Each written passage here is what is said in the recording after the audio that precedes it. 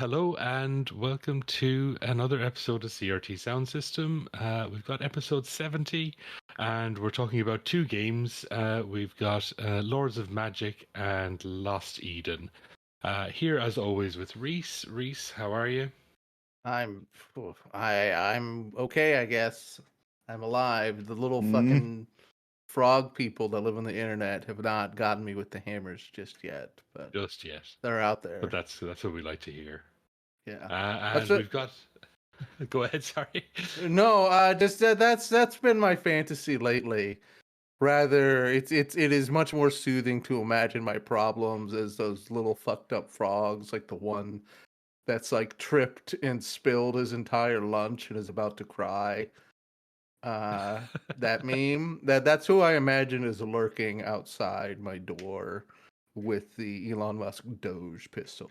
Um, That's interesting. probably a better way to imagine it, yeah. I'll need to And see this frog meme. I'll, Don't I'll send me the find it while frog we meme. get you introduced here. yeah. Oh, okay. Here again with Alton. Alton, how are you? I am doing well. This will be a normal podcast. No one will mention cock and ball torture, not even once. I don't even know why you brought it up for push. That's a little bonus behind the scenes. Well, yeah. I'm back, and against the wishes of God and man, I've brought back weird CD audio games from the 90s that I don't think anyone else was into. But I we're. certainly hadn't heard of these games until you brought them up for sure. Um, I had a PC in the 90s and I definitely played some weird games, but like these ones were definitely outside of my purview. hmm Lords of Magic, though, we'll start with that anyway. So, what is Lords of Magic, Alton? Tell us about it. So Lords of Magic is, in my opinion, sort of the primitive precursor to Warhammer Total War. It has Interesting. Okay. very similar elements in terms of resource management, turn-based overworld, like capturing territory, Mm. capturing cities, capturing people's temples, capturing breweries and crystal mines and gold mines and stuff like that. All on this you know, overworld map. And then when you get into combat with enemy factions, you switch to like a real time with pause. Mm. And it really does seem like probably it is very similar to like a Warhammer Total War if it was really, really fucking old and shitty. Yeah, I would. That makes sense to me. I think too that the idea was supposed to be it was a Heroes of Might and Magic or That Might. was the thing that sort of immediately jumped out to me. Yeah. Yeah, it's supposed to be like, what if Heroes of Might and Magic didn't suck and had a little bit of imagination? Mm. I I will mean, strongly as a defend Heroes of Might and Magic 2. That game fucking whips ass. I'm yeah, I mean, the thing with the whole real time with pause combat is it's a little janky. Mm. Um, the whole game, I think, honestly, is not terrible. I think it's aged kind of badly, in terms of how fun it is to actually play. Yeah. Because, I mean, in order to do some prep for the pod, I actually played for like a couple hours, and I was like, "Yep, this is exactly how I remember it being." But I've been too spoiled by modern strategy games like the aforementioned Warhammer Total War, Mm. which uh, it's really difficult to go back after sort of bathing in the pristine, fetid waters of Nurgle and Slanesh, and just having like 10 million different factions and way, way better mechanics and Yeah. funner units to play with. I mean, it's not terrible, um, but it's very simplistic. Mm. It does have a lot of like again from what I just saw, it did seem to have a good few different factions and things like that you could choose from. So like yeah, I suppose it is a bit simplistic by comparison to something as fucking grognardy as the fucking Total War game. But like Fnar. and it's like I played the GOG version, and it's like it's surprisingly okay for a game of its vintage. But yeah, you definitely feel the age. It's the resolution is absolutely tiny. It's difficult to make out what units are doing at any given moment, especially on the sort of the main screen. The It's a little bit controls more. suck ass. Yeah, controls are kind of shit. The It's not clear what happens when turns are happening. I didn't really figure out how turns worked on the main map. I just sort of clicked around for a bit until I got into battles. The battles were interesting, sort of like an interesting shift. I thought, though, yeah, they're cool. I remember you saying to me something about like the chaos guy being sort of really bugged. Is that still the Yes. case, or was that the game you were telling me? If you don't, yeah, that is correct. If you Oh, that's don't it. Yeah. do the unofficial patch, there's a version of the game, and I think it's the one that GOG like downloads, where they left in some kind of rollover error where um, you're supposed to be like fighting like level 1 and 2 caves, and there's Yeah. supposed to be like these little hobbit guys called brownies, which are like a scout unit for the life faction, as like random mobs in these caves that you fight for early experience and resources. But because there was like some kind of like, I don't know, misclick or fudge number, or like it rolled back over into like a different higher number, it accidentally does Pegasus instead of the brownie, and the Pegasus is a legendary life uh, unit, which is from like their temple, who will absolutely stomp you immediately at the beginning of the game, and will continue to stomp you until well into the mid game. And so if you don't patch that, your level 1 caves are full of fucking Pegasuses. Pegasi? Pegasi, yeah. I do think that's a very funny image of you're leading your level 1 goblins in there, and they Mm-hmm. just it's a horse massacre of Mm-hmm. just 50 little dudes just getting their shit pushed in. Um, That's wild. Pretty much. I watched a Let's Play of this by a guy who was a self-professed Lords of Magic head. He's like, I still Okay. play this all the time. I played it when I was a kid. Mm. And he was playing it, and even he knew all the units and stuff off the back of his hand. He knew what to do, but he was very clear. He was like trying to explain to the audience, and he's just like, all right now, I'm gonna move my units down here. Why? I don't know. I just know that this works, and just so much of it was just being like, what's going on here? Oh no, okay, yeah, we're getting there. And I think that is the vibe of the game, which I think is very charming. Mm, That and the 8 factions are Mm-hmm. also, I think, very compelling. Having this sort of like 8-sided star mm, of different They, creatures you can choose from is super fun. Although water seems like it fucking sucks. I don't know how important naval battles are, but they're just like, yeah, all their stuff's in yeah. the water. So if you're fighting in the water, that's Mhm. great. It's mostly a problem in that no other faction really uses the water. I Mhm. mean, you can make good use of it, but like a naval battle is pretty much something you have to deliberately bait the enemy into. Uh, and that you can fight enemies when they're on like directly on the shore, and you mm. can use your boat to like land on the shore and then have like an enemy attack you then. So you put a big picnic basket on the Uh, shore, yeah. and you're just like, "Come on, Jeff. Nothing's Yeah, happening. Don't you come want this on. sandwich? I mean, but the good news with that is that like the arena will be half water, half land, and if they don't have any like good ranged units, you can just pick them off with like the ballista of your boat. And that's certainly something I think I've done at some point with the water faction. So Mhm. it can be used to your advantage. I don't know how much um the water faction how it compares to other units with like their ground units, but they also have very good thieves. I think they Mhm. have some of the best thieves in the game. I think only the life faction has better ranged attack than the water faction.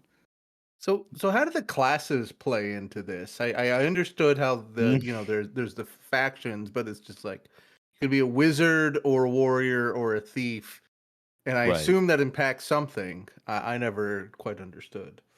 Well, it's sort of like the wizard has like their distinct magic system, which is kind of like D&D based, where you have like a limited number of spell slots that replenish each turn. Um, and so they can do some really crazy shit if you research all of the different spells. The way it works is essentially every faction has their main citadel, and then they have a fighters guild, a thieves guild, and a mages guild. And in the Mages Guild, you will pretty much always have like, depending on how upgraded, you can have like level tier 1 to tier 3, and the number of tiers indicates the amount of seats available you have for your research slaves to research spells for you. And Excellent. they'll be in there basically being like, "Ooh, I want to research fireball, and this will take 2 fortnights." And this is also incidentally where I learned what the fuck a fortnight was as a child. Yeah. Very, very, very similar terminology for cock and ball torture as well. A fortnight for a fireball. Yeah. Yeah. We don't tell people outside the guild what those mean though. That's right. So now you have to join the guild if you're Yeah, listening to everyone this. listening. You have to join the CBT guild. What were you saying for push? No, I was just going to ask. So, like, if you're a mage, Mhm. the like your faction doesn't matter as far as the magic you can use. Like, you can be a Oh walker. no, it absolutely matters. Each Oh, faction has okay. their own spells that they can cast, and they're all thematic based off of whatever faction they're a part of. Okay. So for instance, I'll just use Chaos as an example, just because Chaos is sort of one of the ones I'm most familiar with. They have things like a Vortex spell, which is like an area denial spell, which has these big purple vortexes that swirl around to do damage to enemies that walk through it. One of their most infamous spells is Polymorph, which Okay. changes the targeted uh, unit into an animal, and it's completely at random. So you could turn them into a chicken with like 5 HP, Hmm. or you could turn them into a red dragon. Hell yeah. And there's Nice. no fucking determining which one it will be. Um, and so one thing you can do is there's polymorph other, which is an offensive ability, and then there's polymorph self, which makes the caster turn into a random animal. And I think it might be slightly better odds of having like a good animal for polymorph self, but you can still have like your caster, like you could be the main lord, like you could be the lord of chaos as a mage, cast polymorph self and turn into a cow and be a cow for the rest of the game. Oh, for the fuck. Okay, shit. It's not temporary. Polymorph a you polymorph like a unit, it's permanent. Oh Like shit. if they Okay. survive the battle, uh you're a chicken now, dog. You're the lord of chaos and you're a fucking chicken. That's wild. So that's like one of the most extreme examples I can think of. Obviously fire has like fireball, which is just a big explosion, or Mm. like similar spell where like it's an area of denial where like a fireball swirls around and hits things, or I'm trying to think. There's buffs where you basically give your units more movement in the overland map, more health, more defense, stuff like that. You can do even overland damage spells, like I think Plague of Locust from Death. You can essentially, like, if you cast that enough times, you can actually kill like entire armies just by casting the spell at them in the overland map. There's a shit ton of stuff. Seems like it leans a bit more into the flavor rather than being as concerned about balance. I assume you can win with any faction, but it Yeah, cares of course. more. But it cares a bit more about just making sure Earth feels right, because Earth is a ton of stinky dwarves using rock magic and stuff.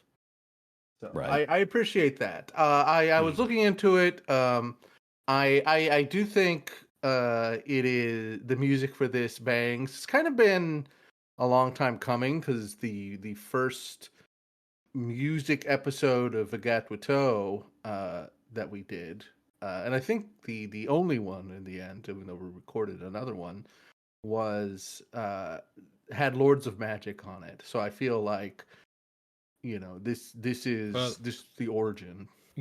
Alton's been at me to do this episode for probably a year or more at this stage. So. I'm insufferable.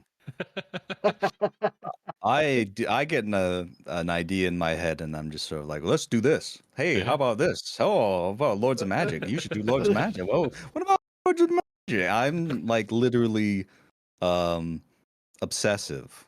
Yeah. I'm the worst person to deal with in matters such as taste, because I like what I like, and nobody else likes it.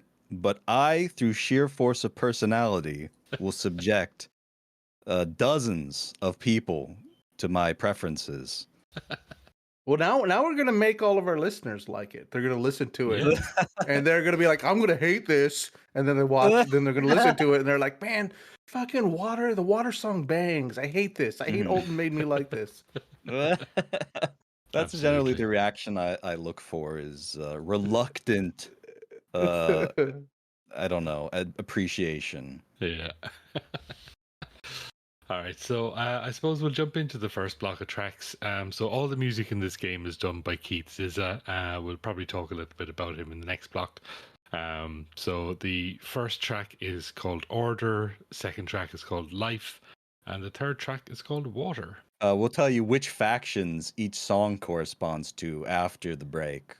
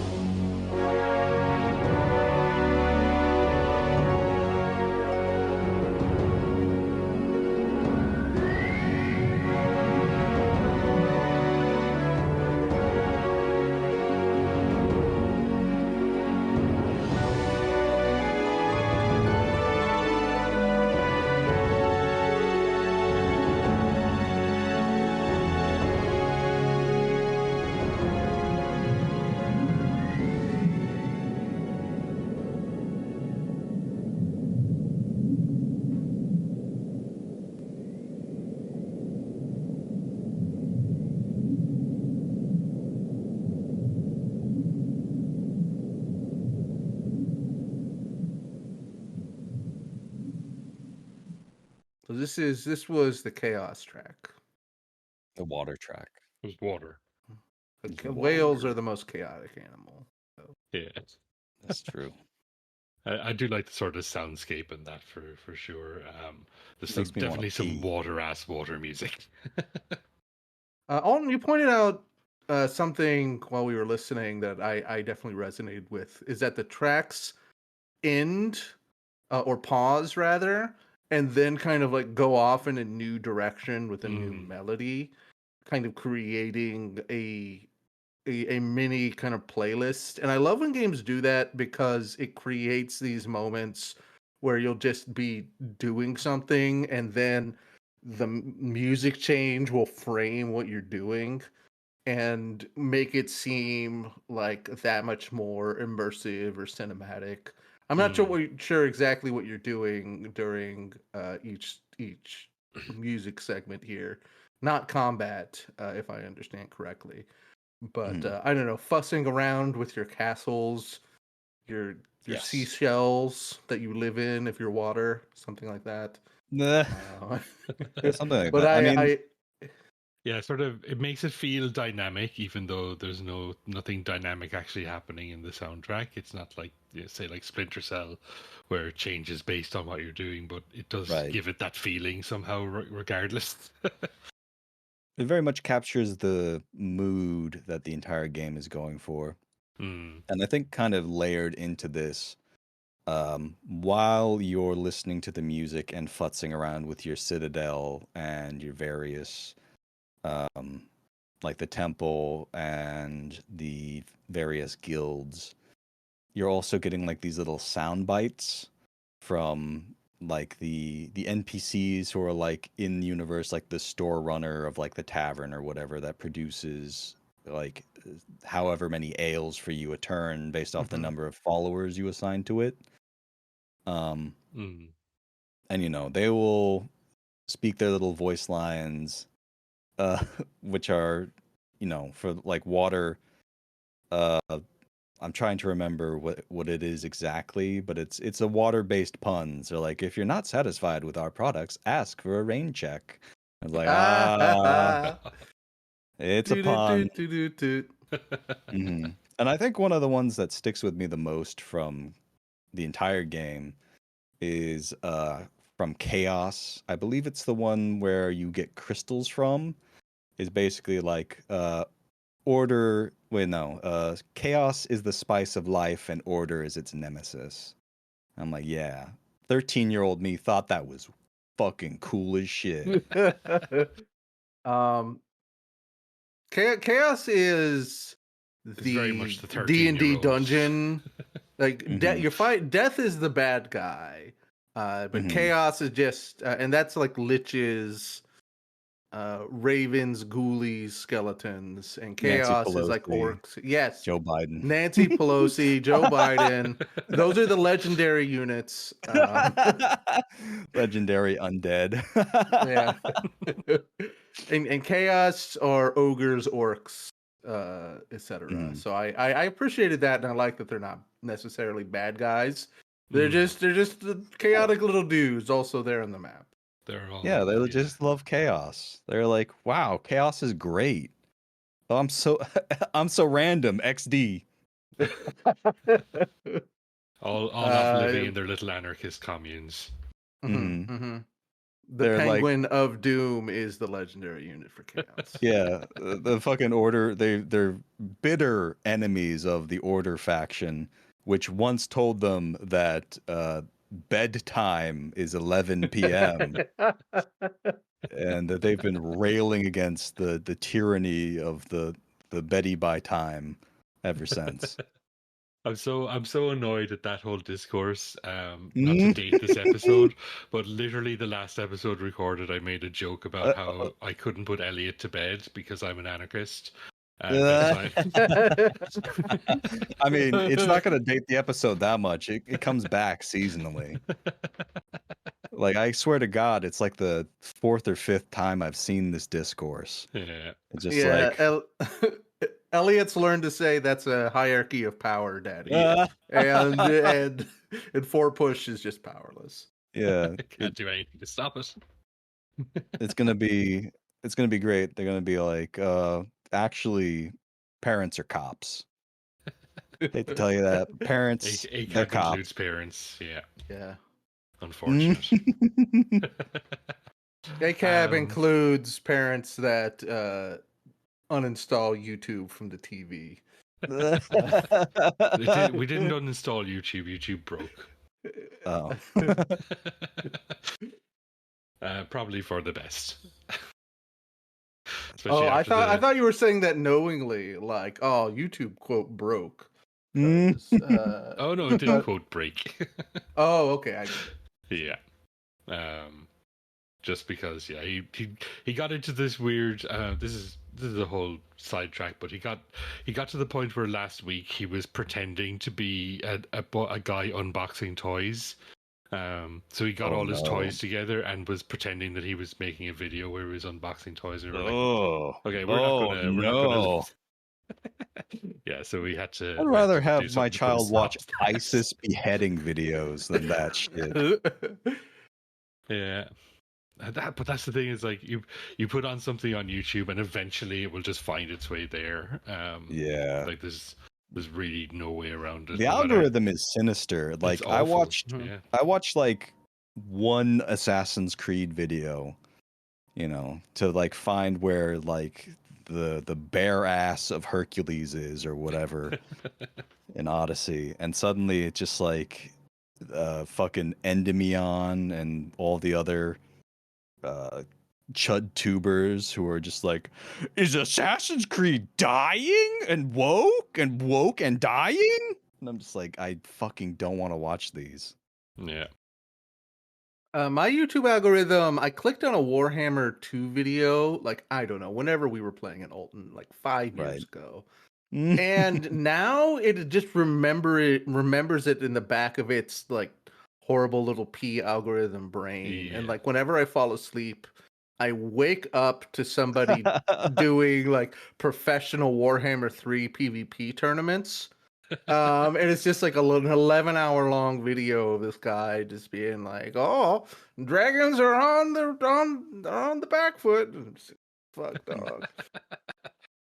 And that just further fucks your algorithm as well. Like, yeah, because it I mean, counts it could you be as worse. watching that. Yeah. Could be worse.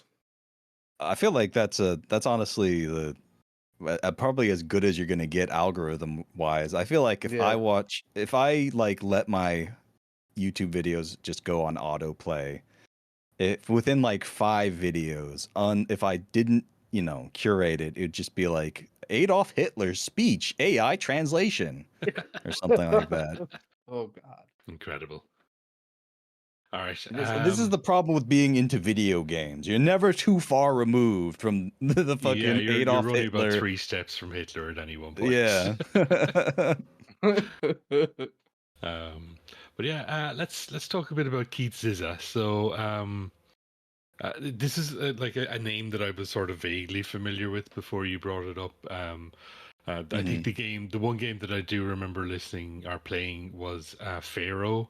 Or rather, I didn't play it. My brother John played the shit ton of Pharaoh back when he was in school, and I do remember that soundtrack being pretty good.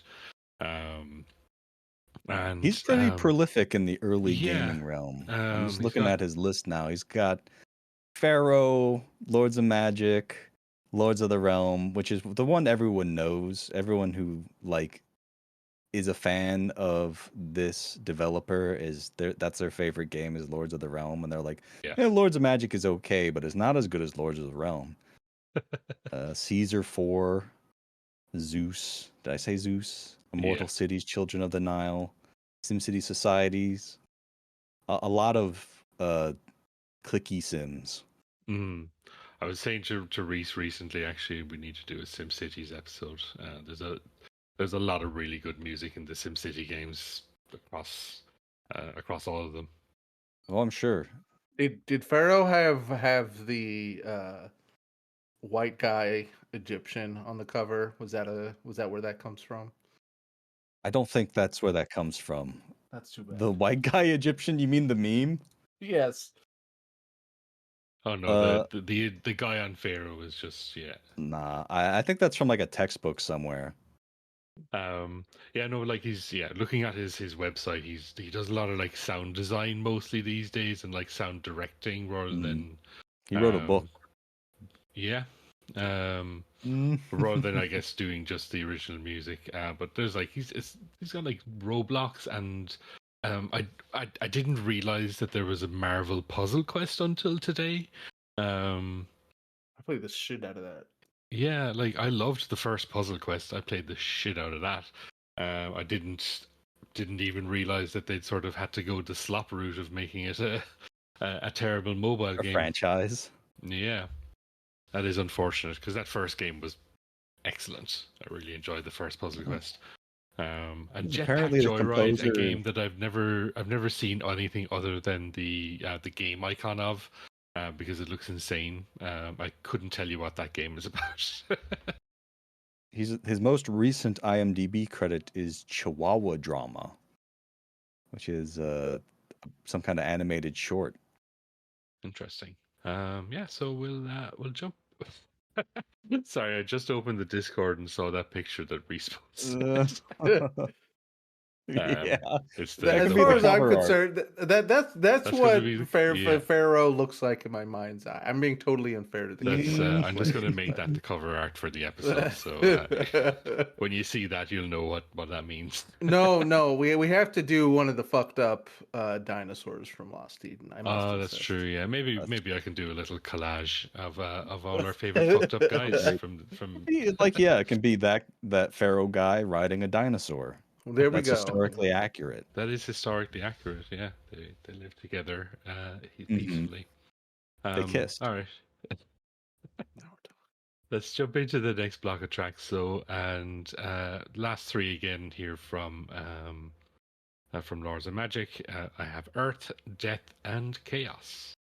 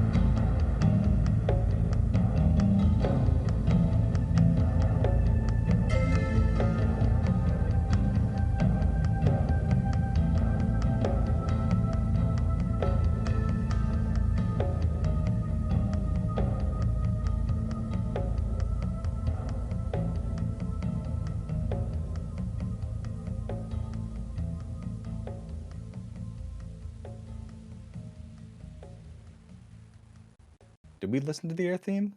Nope. Oh, Cut that one out as well. damn. No, as they say, I just shortly before the episode, I realized it was too long, so I was just like, I'm just going to snip out 2 tracks and be a bit harsh about it. So we lost fire and air, but the soundtrack's pretty short overall. Yeah. You know, have to and- go and look it up on your own. Yeah, That's right. The podcast has homework. Yeah. Everyone's favorite part of the I podcast. think does Keith Zizza has a Bandcamp, I think, where you can get. He's on YouTube. He has There's like a lot of stuff on YouTube as well. Yeah. Yeah, he has fully remastered or remixed. Yeah. Just ignore the screaming in the background and the dog. There's just fucking there's so much noise going on over here. He has like his entire discography, I think most of it anyway, on his YouTube as like higher bit rate quality samples from like the original master tapes or what have you. So that's the best way to listen to it. I mean, besides from this podcast, obviously. Yeah, That's the yeah, best. absolutely. Yeah. And check out Keith Zizza's LinkedIn, which has many Yeah, say hi. recommendations from his contacts. Incredibly funny thing to put on your composer website. Just the 3 places you can access the music, and your LinkedIn where you're connected with just the God. 1,000 top psychos. You know, The most insane social The media best social websites. media website possibly ever. LinkedIn, True. where we should put Vigatuto on LinkedIn. I think that all the business majors on there would find us a delight. Absolutely. Sure. I super fucking loved the last track, Chaos. There's a lot to love about the soundscapes of these different vibes. And I think the ones that we've all listened to have been good and layered, but I just like that Chaos gets like 10% silly with it, with the hyena laughter, and there's I don't know, there's like just like a weird little noise right at the beginning. Chaos doesn't give a fuck, dog. It'll put whatever it wants in its the elephant song. The elephant, yes. Trumpet. But also there's stuff like the lonely flute you were talking about that leads into like this kind of building percussion. Like, to me, I got why you would love being part of the Chaos faction in that. It's like you're independent, you can play the drum as loud and as focused as you want. There's no bedtimes. You can go to the mall whenever you want. So yeah, I don't know. I appreciated it. Don't have to wear your seatbelt. Yeah. Actually, it's illegal to wear your seatbelt. You'll get a ticket where the cop gives you money. You'll get. That's just how how they do in Chaos Land. Exactly. Yeah, no, all of them I think are great for just really creating a sense of like of space. Like I haven't played a lot of the factions. I did like an air one really a long time ago when you first mentioned it, and then recently when preparing it, I just started up to do the earth one. So like I didn't get a sense through the game of these spaces, but like the music itself really does give you gives a lot of personality to the factions, and sort of you can hear the sort of the workings of those factions within it. Like we were talking about the sort of the cranking noises in the earth one that sort of form the bed of percussion. And it's like, yeah, it's really interesting sort of sound, because it sounds it just sounds like people working in the background on like trees or something like that, or cranking people on winches and things like that. Yeah, it's cranking their really hogs. cool. Cranking their hogs. Yeah. Mm-hmm. It's a really good soundtrack. I wish I had more to say about the game, to be quite honest with you. It seemed like a perfectly fine game for the time, I'm sure. But I think like we might have given the listeners the wrong impression. Me and Reese were talking about this during one of the songs. Like Lords of Magic is a game, and it's a pretty decent game. And back in the day, it was even a great game. It may have aged poorly, but you can still play it and have fun. Yeah. The next game we're going to talk about, you cannot necessarily say the same thing. So I guess I'll give Yeah. us a little introduction Dude, to give us a little Lost intro Eden. to this wild ass game. Lost Eden is a game where it is essentially set in a fictional history, prehistory, where humans and dinosaurs live together, which I guess is just history if you are a young Earth creationist. True. But it is a game that is kind of, sort of, a point-and-click adventure game, but is also like a strategy point-and-click adventure game. Kind of.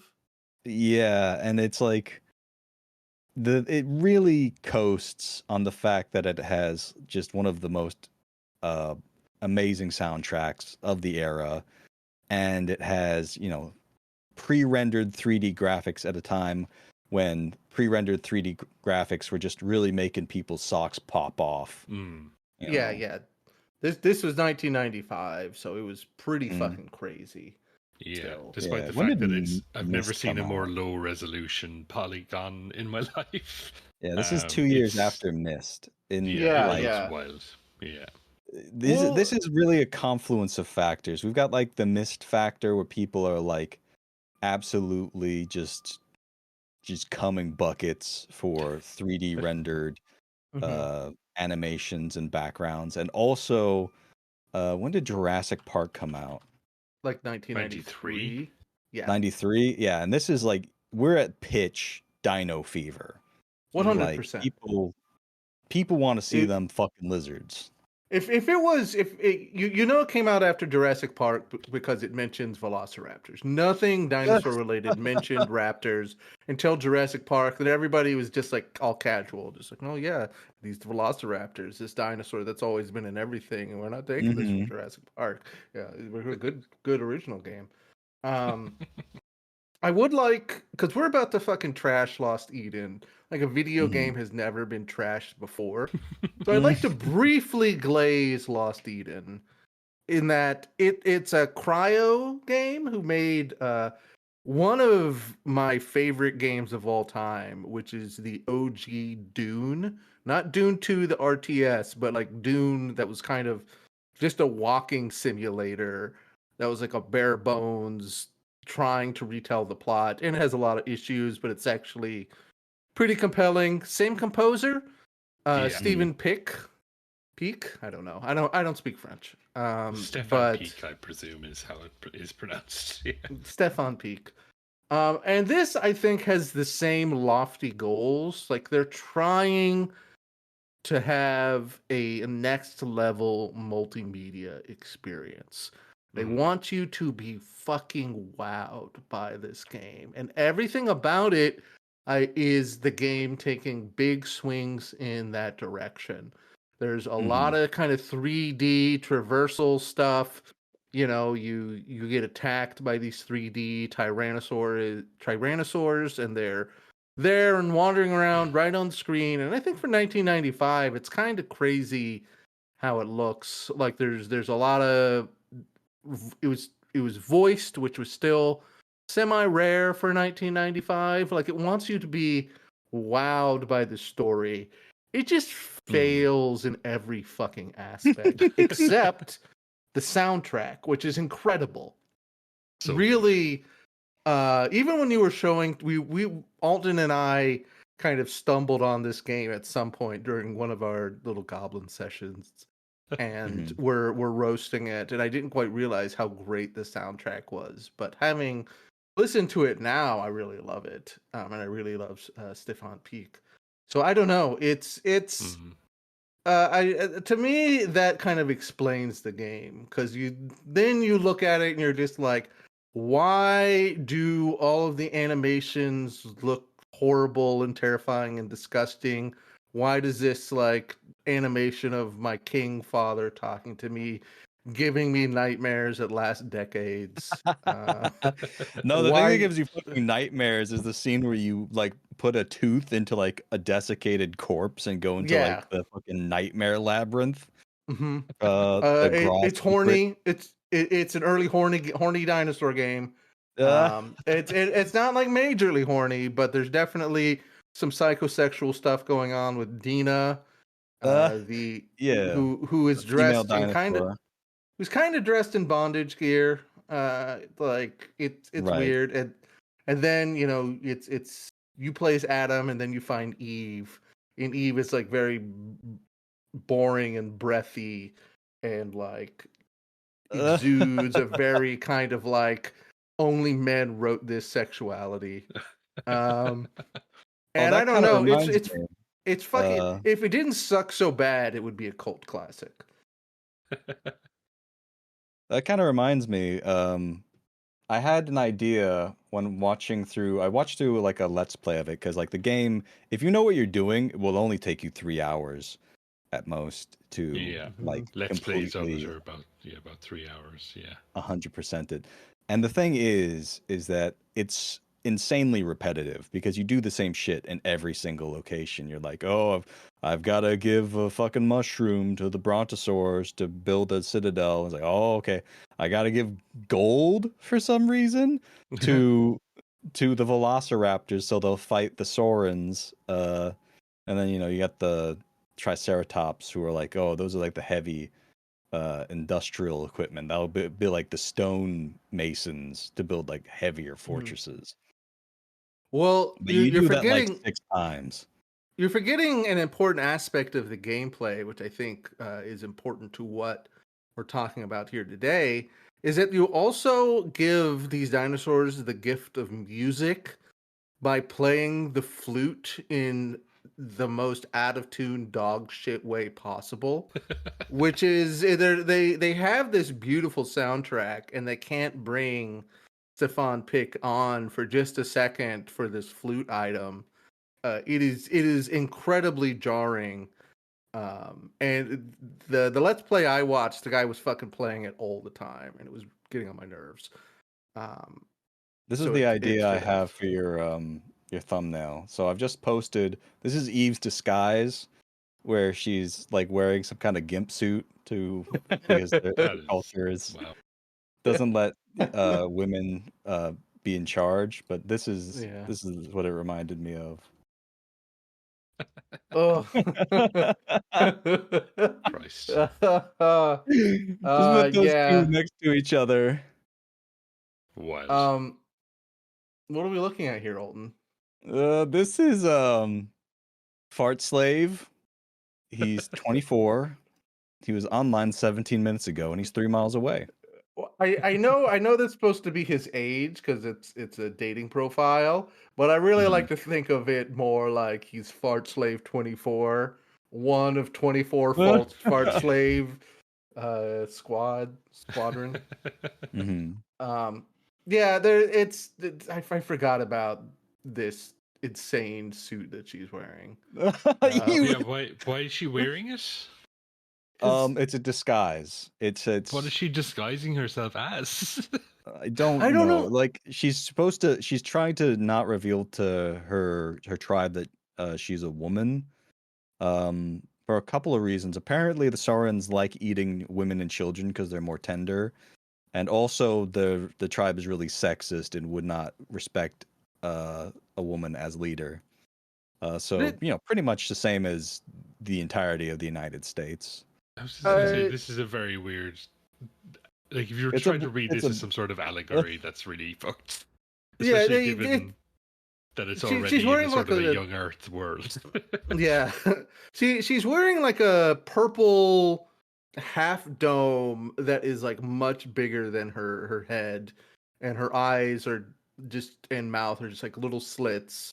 And to And it be looks clear, fucking in no insane. way does this make her look like a dinosaur. Um, So it yeah, looks imagine like I a it's gimp, it looks like like a gimp suit. Like I'm kind of joking, but I also think that this would be a fantastic piece of cover art. Yeah, like if you wanted to buy like a $27,000 GIMP suit, this is what it would look like. I think too. I think something worth mentioning is that this is the most extreme example, but I think there's a lot of kind of like out there design, especially with the human stuff in the game. I think they really try to make them make a creative statement of their own. Like I forget exactly. I think like the funeral priests or something like that have this like Oh look where yeah. they're like blue in the face and they're like these white fringes uh in their head. Um yeah, this guy's got like a weird fucking bone antler mask, and Mhm. it's interesting. It is a creative choice. And if like a 16-year-old brought this to you and art class, you would be like, yo, you got to keep working on these ideas. You got so much potential. And you wouldn't say to him, this is fucking terrifying, dog. This is ugly. Don't show this to me. Uh, I joked before in the during the Lord of the Magic session that this is a game that takes big swings and misses every single one of them except for the music, which is incredible. And it's Mhm. almost the lesson of the game is don't take risks, never try. Never. Because it's Correct. really fucking off-putting. It's an off-putting in such a unique and Yeah, there's it's a unique and appealing way. You know, I quite like it. I think that it's kind of scratches by being so unique and hideous in a way. It scratches an itch that is yeah. put there by being a #90s #90s kids. No, I was Um, going to end this whole session by saying I love it. I kind of uh, want to play it.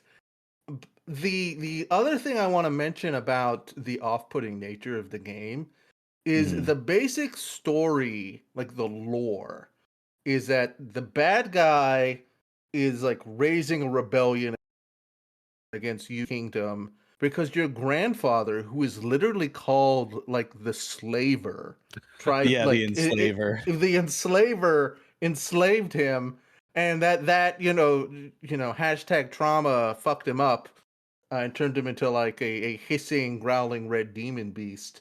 And you're just like, the red demon beast side? This is fucked up that you're Adam, the human good guy, the enslaver. Just from moment one, there's no reveal. There's almost no irony. There's a little bit of like clucking, like, well, we don't approve of enslavement, but he is our president. Well, let me lay out the actual genealogy here. Like, you know, obviously you play as Adam, the Prince of Mo, which is like this walled citadel. Your great grandfather was the architect, Gra, who constructed citadels all over the world using the power of humans and dinosaurs working together. Essentially, you know, Flintstones ass like construction methods, where you're just using like a brontosaurus to lift like a big wooden beam. And so that's your great grandfather. Your grandfather was the enslaver who tore down all the citadels except for the one at Mo, and was just a complete dickhead and hated dinosaurs for not really any explained reason. He just was like a fucking dickhead. And he's your grandpa. Your father is King Gregor, which is a great name. King Gregory. And he's just kind of like a massive pussy. That's his sort of characteristic. That's his main trait. It's like he's like, "Oh, I'm scared to go outside." And that's your family tree right there. Pretty cool, Yeah, huh? Pretty cool. it's awesome, and they're really they make so much of your like family lineage. Like, oh, there's a puzzle that involves you putting the tooth in. I forget which member of your family, but they're all Raw. mummified, and just fucking Mhm. out in the living Yeah. room. They're just like the counselor monk. He's just sort of hanging out in the room with like all the desiccated corpses of your ancestors. It's like, oh, hello, Prince Adam. I'm just looking at my tablet. Just like, okay. Oh, I think we should probably play some music from this fucking game. So far, Yeah. we've talked about how fucking weird it is and Fart Slave 24. I think maybe people should listen to the music and get why it's actually. I Why think we it's should end worth the your time. episode. No Absolutely. music. Cut it off right here. All right, so first track is the Lost Eden theme. Then we have Citadel of Knowledge. Then we have Thaa's Secret. And lastly is Undead Soul.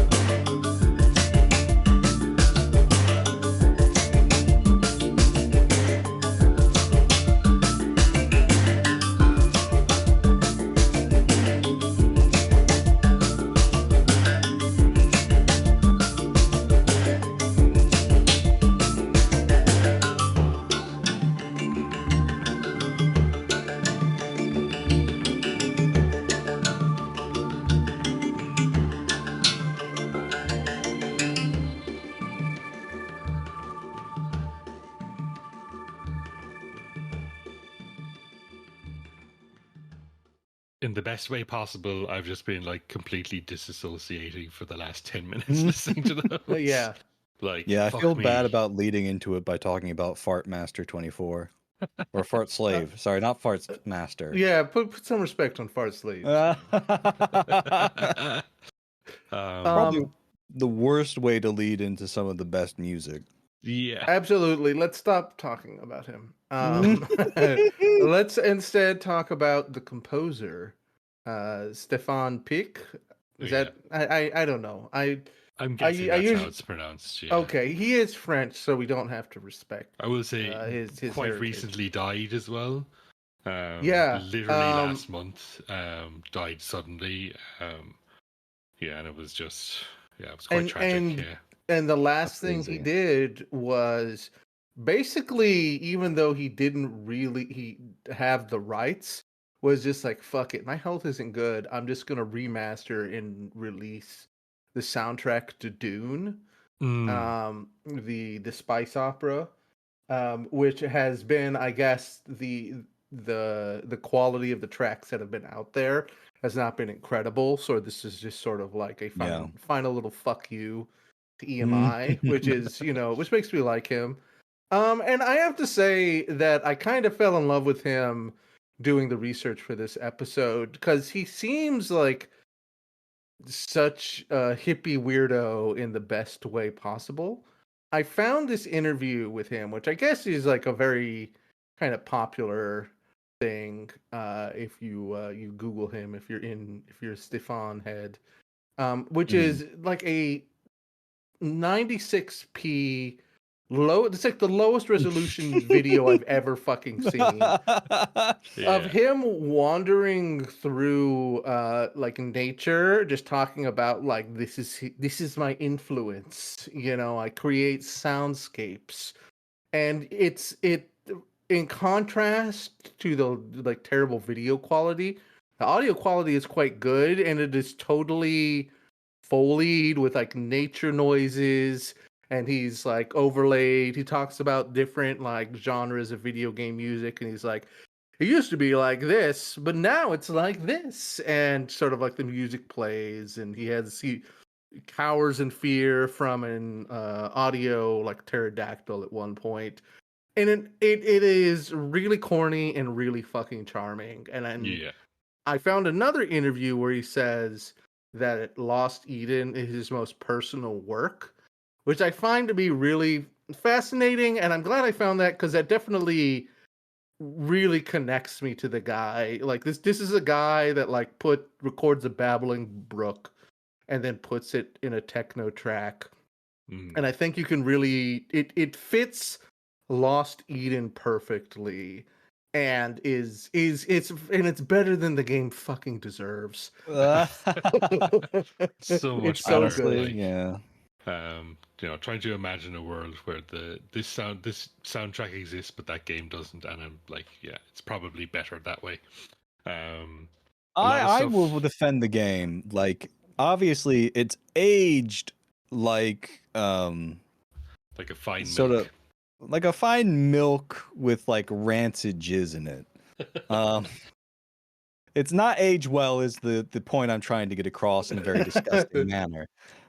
But at the time, as like a very stupid child, I would play this game and basically almost never like get out of the first.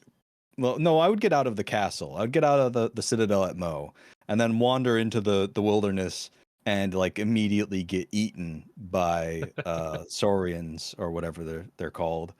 But I was very charmed by the aesthetic of this game, and I loved how like downright scary it was. Honestly, as a child, I was probably too scared to play through the bit with like Graw's secret, but I would watch my dad play and be like, whoa, this is the coolest fucking thing. And as an idiot child, you have no context for what a fun video game is, so you just hear the soundtrack and you're like, this is good, so this must be a good video game. I am the only reason I will defend my slagging of the game in relation to the soundtrack is that I feel like it doesn't put enough respect on the soundtrack. It doesn't know how to implement it in such a way where this kind of like rich, detailed soundscapes kind of like really elevate it. I feel like I joked in the podcast in the music section that this is the first example of a soundtrack where the game pulls the soundtrack down rather than the soundtrack elevates the game. Yeah. And and it's That's stuff like true. too and I think it's and to me it's sort of like the ultimate example of that is that music is a plot point in the game. You have to play the flute. Dinosaurs like respond to Oh music God. in a very like primal way, and it's done I have to horribly. bring It's up. I embarrassing. have to bring up the fact that Eve, your companion, she's like, they taught me how to sing a song that would make the Triceratops build the fortress, and it's It's literally so like bad. la la la la It la. it really is, and she's just like, and she's like glazing herself while she's singing it. She's just like, my She's like song worked. like my beautiful song is inspiring them. They consider me their musical god, and it's like that, and it's just like why wasn't a Stephen Picq track used? Yeah. In some way, shape, or form there. And it seems like from a lot of his stories, he was always kind of like, he was in sort of like mind war with the producers who constantly wanted like the tracks to be slightly different or giving like insane producers notes where he's just like, I want flute. There should be flute in the Aquasaur part or something like that. Yeah. Doing stuff like that rather than working more organically. And who knows? Maybe that wasn't quite the case. But anyways, just to say, it is this I think a really special soundtrack. Yeah. It especially with the game it's attached to. I think a game that's a soundtrack that's taking risks like this could go off the rails and be very silly kind of world music, but it isn't. It fucking bangs really hard and it feels unique even among kind of weird soundscapey 90s Yeah. PC soundtracks. It's got a real sort of Spangle or like Transglobal Underground kind of vibe to it, which I've never really heard in a game before. Which sort of really gives it an edge that on that, and it kind of sucks that it's tied to this piece of shit game. Listen, I think the first part of the game, before you start doing the really shitty repetitive part of like building fortresses over and over again, which it's just terrible. Like it's like a point and click adventure game where they just gave up halfway through and added like padding. It's like what people say Ubisoft games are. And to be fair, a lot of Ubisoft games are that sort of repeated content, but like as we can now attest to, it's not anything new in video games. Like fuck. But as Reese said, I really feel like this is one of those cases where before with Lords of Magic, one of the things I said during the music section was that like unfortunately Tom cut out the fire music for like the fire faction. And it's probably not like my favorite song in the soundtrack, but it has some of the best ambiance and it works hand in hand with like the visuals and the characters and the sound bites of like the fire characters that you're playing. And it all works together to create like a very good vibe. Like what the Fire Nation is all about in Lords of Magic. In this, like Reese said, I think you might honestly enjoy just listening to the soundtrack more on its own than trying to listen to it in the fucking game where you just have to get interrupted every 5 minutes by Eve singing her stupid ass song or like Adam playing the flute. And one thing It I was curious doesn't work. about actually when I was watching the long play that I watched, do you have to watch all those cutscenes every time that you like change locations? I think so. I don't think Yeah. you can skip them. So like that Because feels like such a padding thing to do. Like, well, it's I would say it's not even padding. I think they're just like, to them the CD-ROM is still new. And Right. like you're still, the shelves aren't like packed with computer games like they are in 2025. So they're just like, you'll be fucking blown away by yeah. how you fly over the mountains. And we Yeah. can't, And and you would be especially after you've done upset it if the we cut it. 20th time. Yeah, yeah. I mean, it's just like, if you fly over the Colorado Rockies 20 times, you don't get a skip Mm, button, Tom. Uh, well, it's slightly different every like it changes like 3 times during the game. So you start off Okay. like on these I can't remember what kind of dinosaur it is, but you basically ride like another variety of long neck dinosaur as like your first ride, and then that's one set of animations, and then later on you get you ride on pterodactyls, and that gives you a whole new set of animations. yeah. And um it really, I think Reese is corrected that you're really buying this game in like 1995 so that you can see the incredible dinosaur animations. Yeah. Yeah, because I do think that I would say that this game feels in the same realm. Obviously, one might say Myst is a better game, and be correct if Mhm. you were to say that. But it is in the Agreed. same, I think, generation and of the same, like graduating class as like Myst. I would put like Shivers in there personally. Dune, like all the cryo games, certainly. Kind of seventh guest, in these computer games that are trying to push the medium in a on the PC, and sort of like the CD-ROM has come out. It was a bit of a struggle to get there Mhm. until Myst cemented it, and so it's trying for that audience, Mm. and it has aged horribly, and it is a terribly designed game from like a game flow perspective.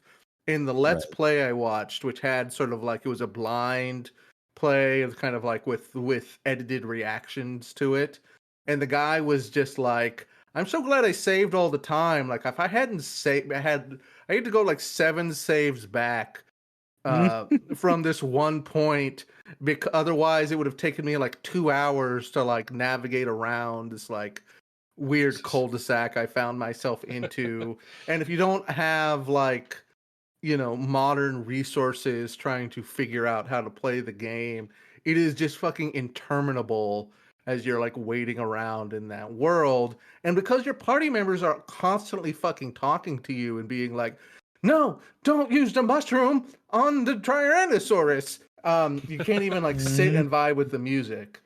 Um, I don't know. Yeah. Unfortunate. All right. We'll jump into the last block of tracks, so I reckon. So I just got 3 more from Lost Eden. We have Aquasaurus, Amazonia, and Velociraptor Ride.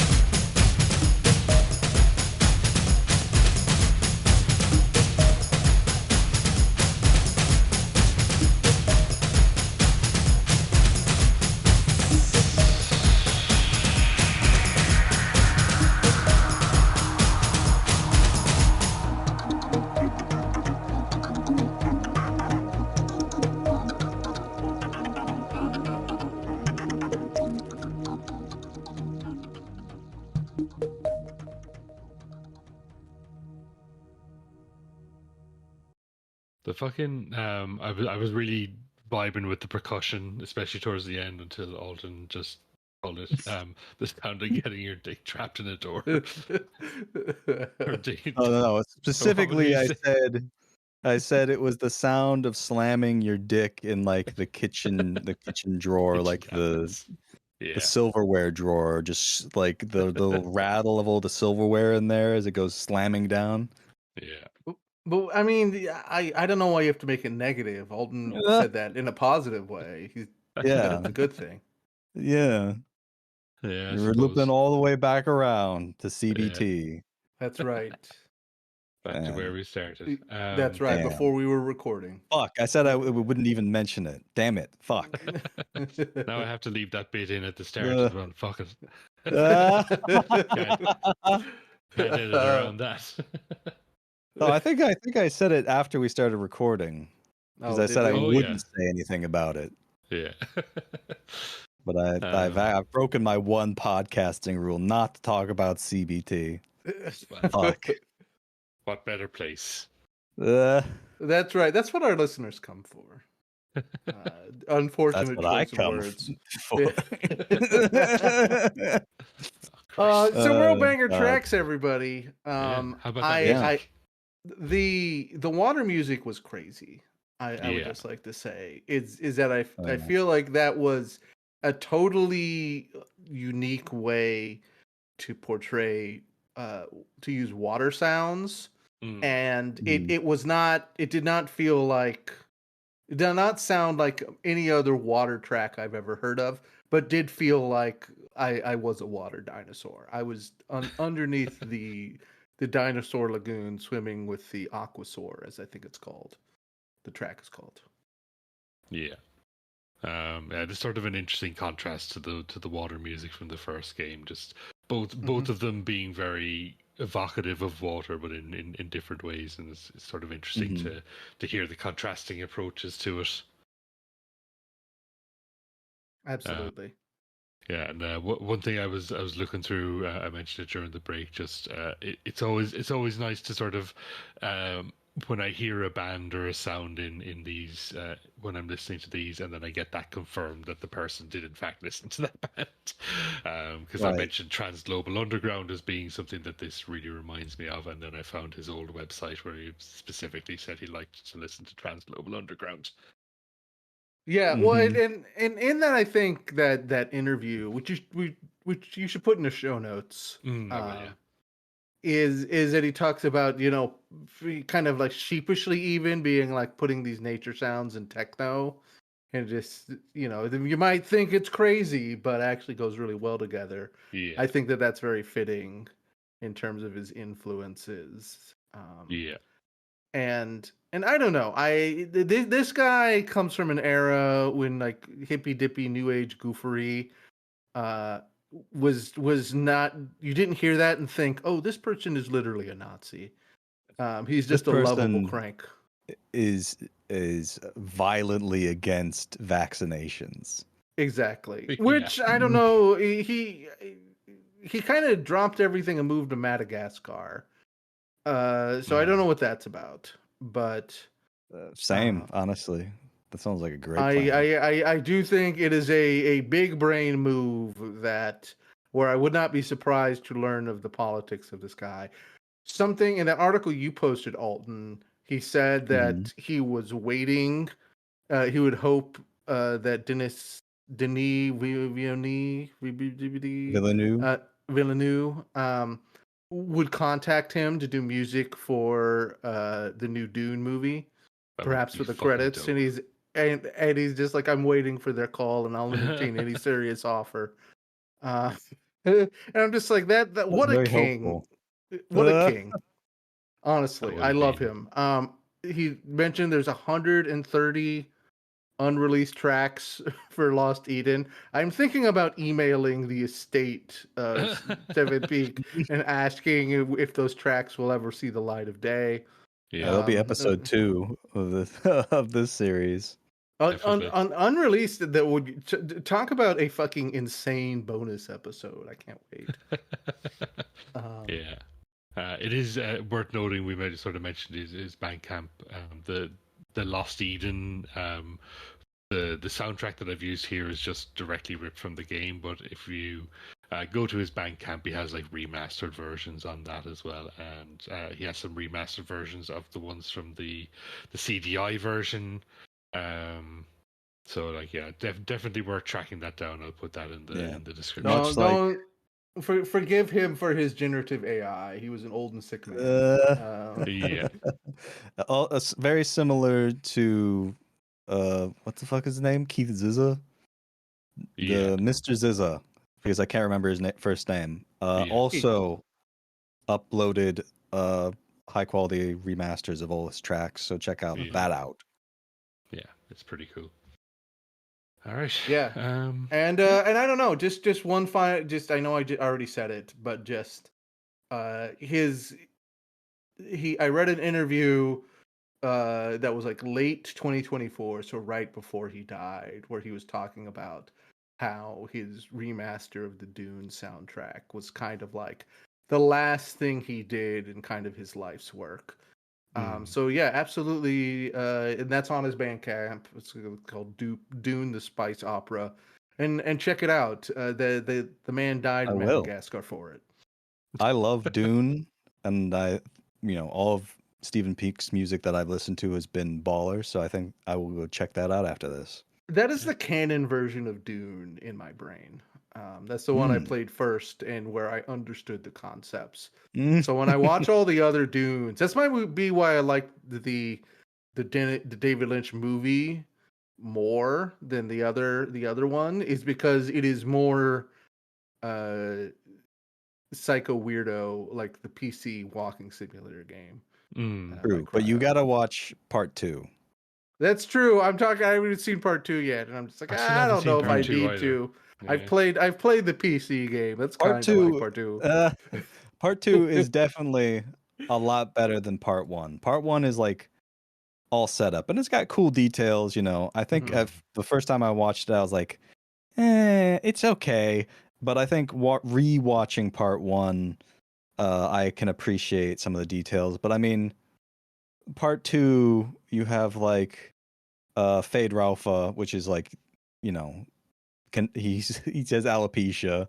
He's in the arena where everything is perfectly black and white, and it fucking whips. Go watch Dune Part 2. That's another thing.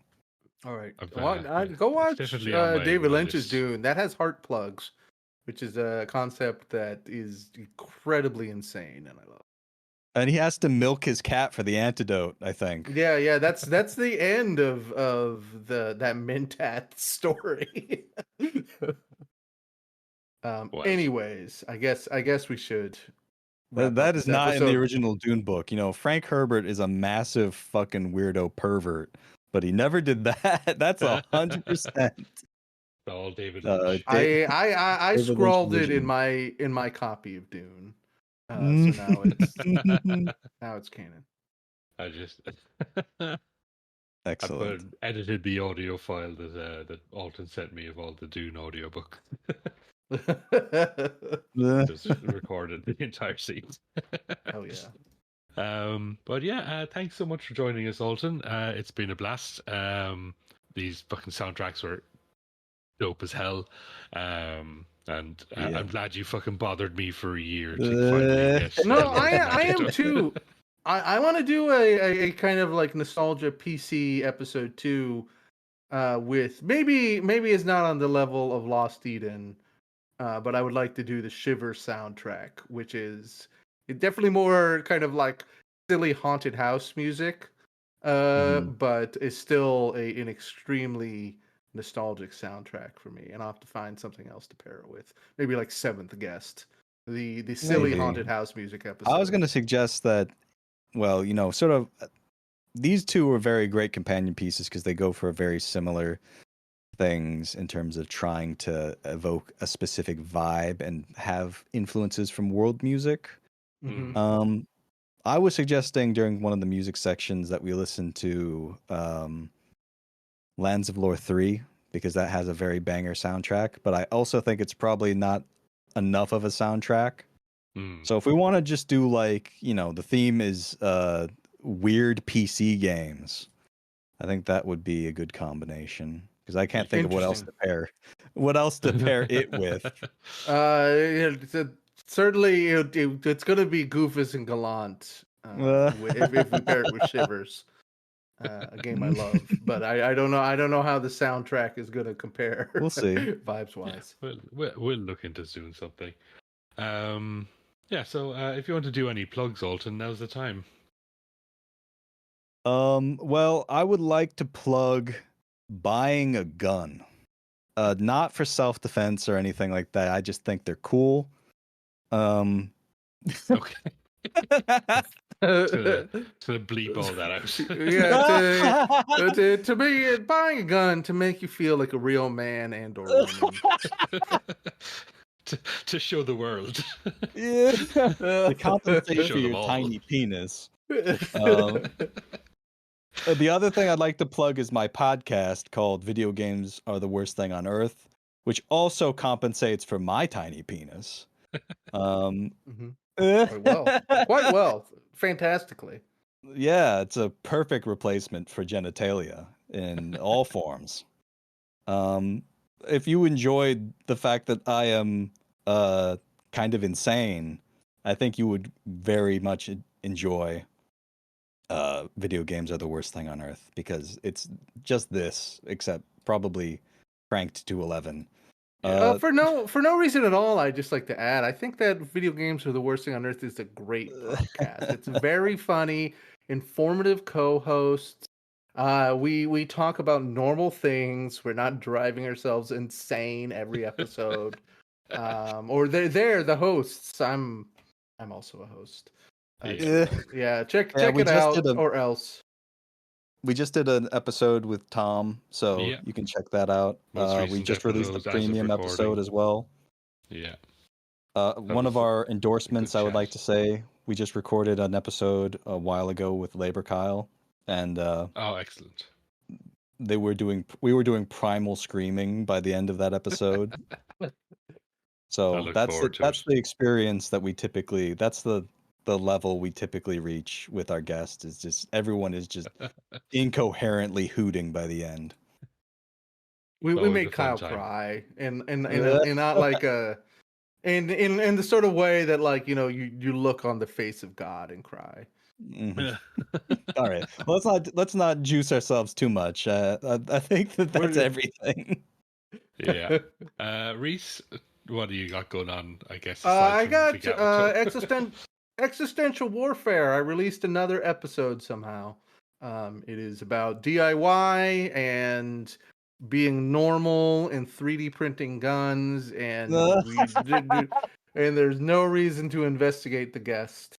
And I don't know. I think it's actually a real fucking banger. Please donate to the Conky Innocence Foundation. Exactly. Yep, with friend of the show Conky, who after you listen to, your homework is to DM Conky about 3D printing and make him answer questions instead of pay attention to his wife. That's right. I had 100%. Conky 3D print me a statue of Cassandra from Assassin's Creed Odyssey. Nice. And it's cool. Excellent. Cool. Conky 3D printed me Joe Valentine. It's on the cover of the it's a thumbnail for the episode. It's real good. Yeah. Excellent. All right. Do you have any plugs, Tom? Just this very podcast. Go and support us on Patreon. We have to pay for hosting now, so I need money, please. I don't actually need money, but if you would like to give us money, I would definitely appreciate it. And yeah, mostly the money goes to just going to other Patreons. Yeah. Which is also fine. What's that joke about every Patreon is just the same $20 just passed around between all the friends, every friend group. Yeah. Yeah. Come and join us on the Discord. There's a link in the description. We're much more normal there than this episode might let on. And yeah, other than that, if you want to come on the show and talk about, I don't know, anything at all, anything that you can think of, a terrible FMV game from the 90s with a banger soundtrack that you Yeah. love, yeah, come on the soundtrack or come If on the you if podcast, tell us like about it. yeah, yeah, if you like any video games with scary carnival music, I'd like to do an episode about that. So yeah. Excellent. All right, so we'll go out with the last track, which is, let me pull up my notes again. It's just called Mother of Energy. Thank you, Reese. Thank you, Alton. Have a good night, everyone. Love you. Good night. Thank you all. Bye, everyone.